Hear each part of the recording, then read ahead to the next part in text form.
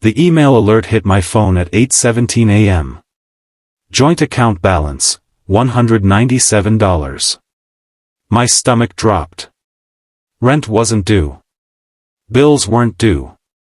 We had just transferred money. And when I opened the transaction history, $480. Furniture store. That's when I realized this wasn't about money anymore.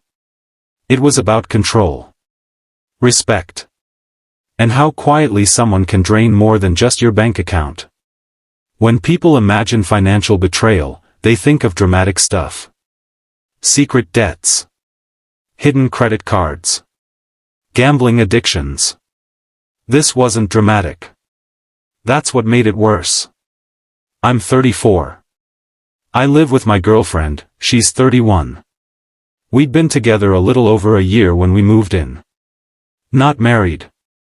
No kids. Just two adults trying to do the responsible thing. Her idea, actually. A joint checking account. Just for shared stuff, she said. Rent, utilities, groceries. It'll reduce stress. I liked that. I liked her for suggesting it. We agreed on clear rules. Each payday, we transfer a fixed amount. Whatever's left in our personal accounts is ours. Simple. Clean. Adult. For the first few months, it worked beautifully. Bills paid. No fights. No stress. Then came the accidents. The first time, it was a pharmacy run.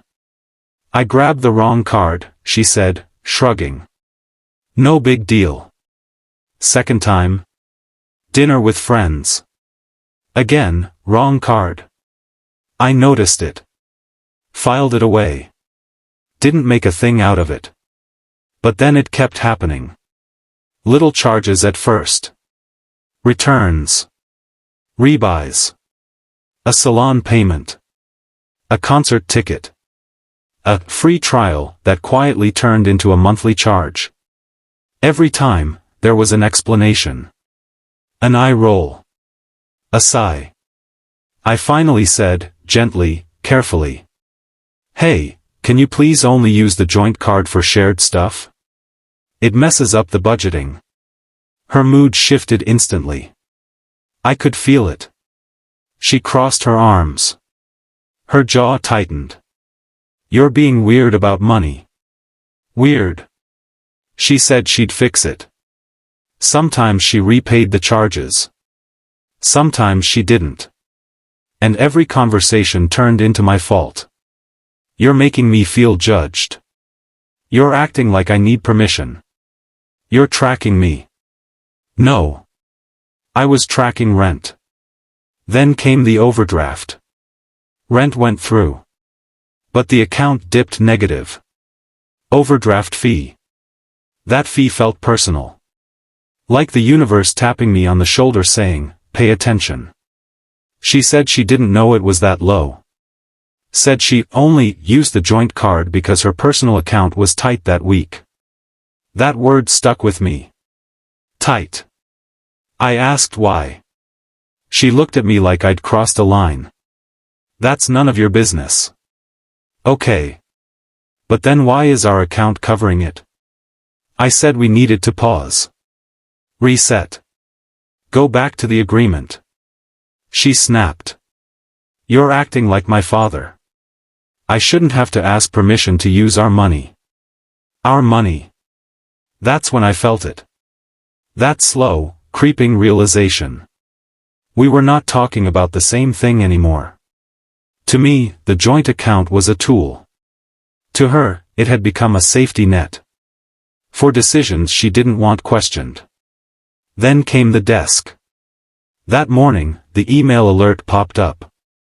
Under $200. My hands actually went cold. I refreshed the app. Scrolled. $480. Furniture store. I stared at it, waiting for it to make sense. It didn't. When I asked her, she was defensive immediately. Oh, that?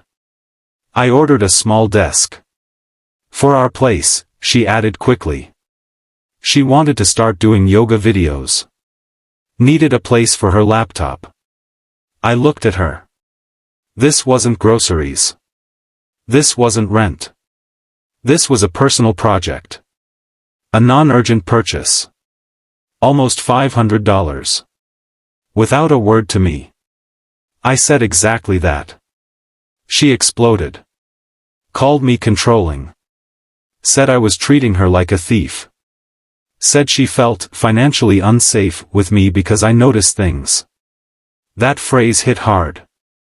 Financially unsafe. Because I checked the account meant for bills. I didn't yell. I didn't insult her. I did something worse. I went quiet. That night, while she slept, I stared at the ceiling and realized something terrifying. If I didn't draw a boundary now, this would be my life. So I made a decision.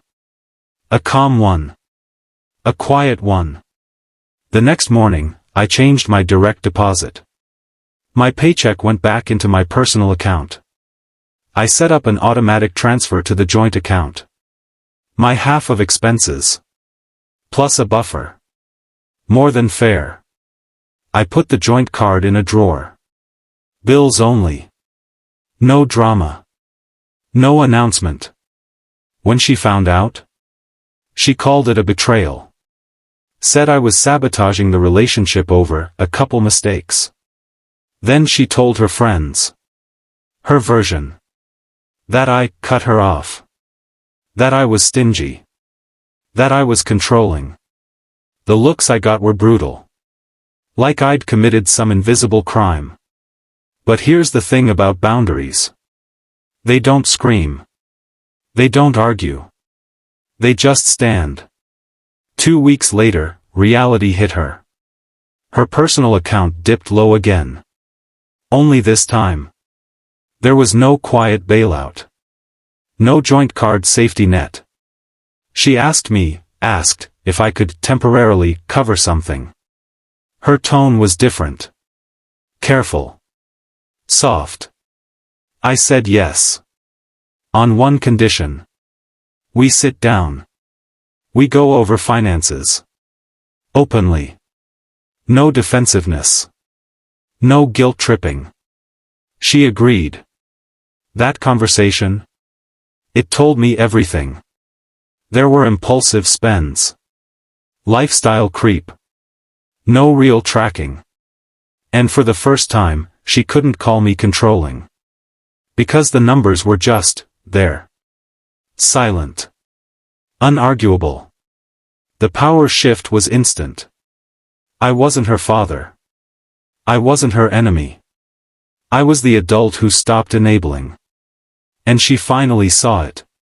Boundaries don't destroy healthy relationships.